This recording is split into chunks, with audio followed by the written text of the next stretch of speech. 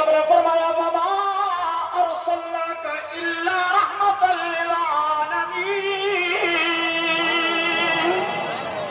جب نبی کے اختیار کی بات آئی، قرآن نے فرمایا ما آتاکم الرسول فخذوہ وما نہاکم عنہ فانتہوا۔ جہاں میرے نبی کے علم غیب کی بات آئی، رب نے فرمایا وعلمک ما لم تکن تعلم وکان فضل اللہ علیک عظیما۔ کہہ دو سبحان اللہ۔ یہ ہے عظمت مصطفیٰ۔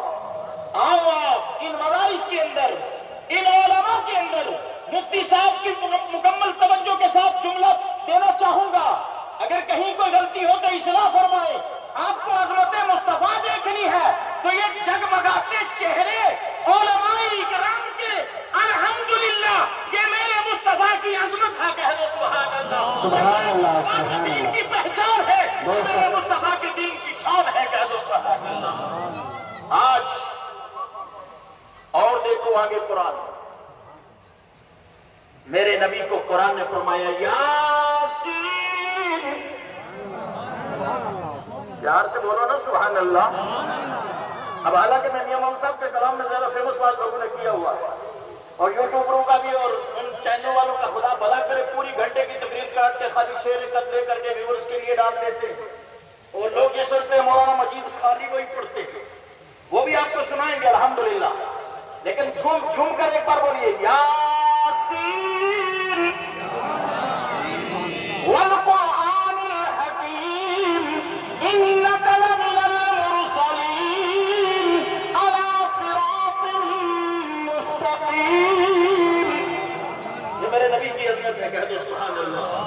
آؤ اب میں آپ کو اور پہلے آدمی، پہلے ہم سب کے آپ کے باپ، پہلے نبی حضرت آدم علیہ السلام کی بارگاہ میں لے چلوں۔ آپ کو عظمت دیکھنی ہے تو حضرت آدم علیہ السلام کی پیشانی میں جب نور آیا تو حضرت آدم کی عظمت اور بلند ہو گئی۔ کہہ دو سبحان اللہ۔ وہی نور آگے جہاں جہاں جاتا رہا وہ ہستی عظمت پاتی رہی۔ مفتی سکندر صاحب، مفتی شبیر صاحب کی توجہ کے ساتھ اور علماء اکرام کی توجہ کے ساتھ، جہاں میرے نبی کا نور پہنچا وہ ذات عظمت والی ہوتی گئی۔ کہہ دو سبحان اللہ۔ حضرت عبداللہ رضی اللہ تعالیٰ عنہ تک پہنچا وہ عظمت والے ہوئے، مائی آمنہ تک پہنچے وہ عظمت والے ہوئے۔ آگے پھر جناب والا جب اس نور کا ظہور ہوا پوری دنیا اس نور سے روشن ہوئی۔ الحمدللہ اس نور کی روشنی جب مفتی فاروق صاحب کے سینے میں علم مصطفیٰ جو وراثت نبی ہے وہ آئی تو مفتی فاروق صاحب اور یہ علماء اپنی اپنی جگہ میں چمکتے دھمکتے نظر آئے۔ یہ ہے میرے نبی کی عظمت مصطفیٰ، یہ ہے میرے نبی کا مقام۔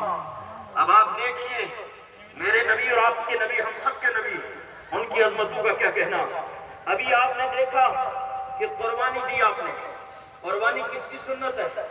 حضرت ابراہیم اور حضرت اسماعیل کی سنت ہے۔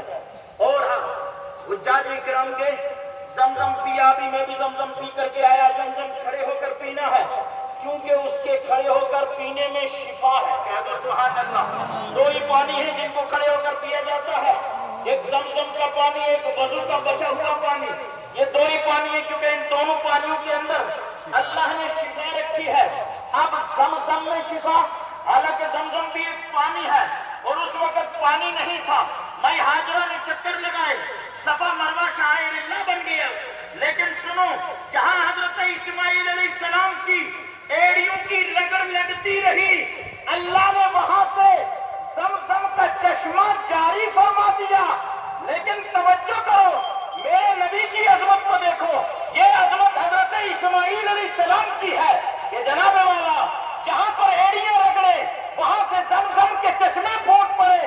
لیکن ایک جہاد کے موقع پر جب مجاہدین کے پاس پانی نہ بچے، میرے نبی تھوڑا سا پانی ایک کٹورے میں لینے کے بعد اپنے انگلیاں مبارک ڈال دے، انگلیوں سے چشمے جاری ہو جائیں۔ کہہ دو سبحان اللہ۔ اور بریلی کے امام اس کو یوں سمجھائے، انگلیاں فیض پر ایمان میں تازگی کے لیے۔ باقی آپ سب مجھ سے بہتر ہے علم میں بھی ہر چیز میں، لیکن تھوڑا ایمان میں تازگی آئے تو جھوم کر بولیں جس کے میں تازگی آئے۔ ویسے تو موبائل نے بڑی کمزور کر دی ہے، اللہ ہم سب کی حفاظت فرمائے. ذرا جم کر بولیے, پیار سے ایک بار بولیے یا رسول اللہ.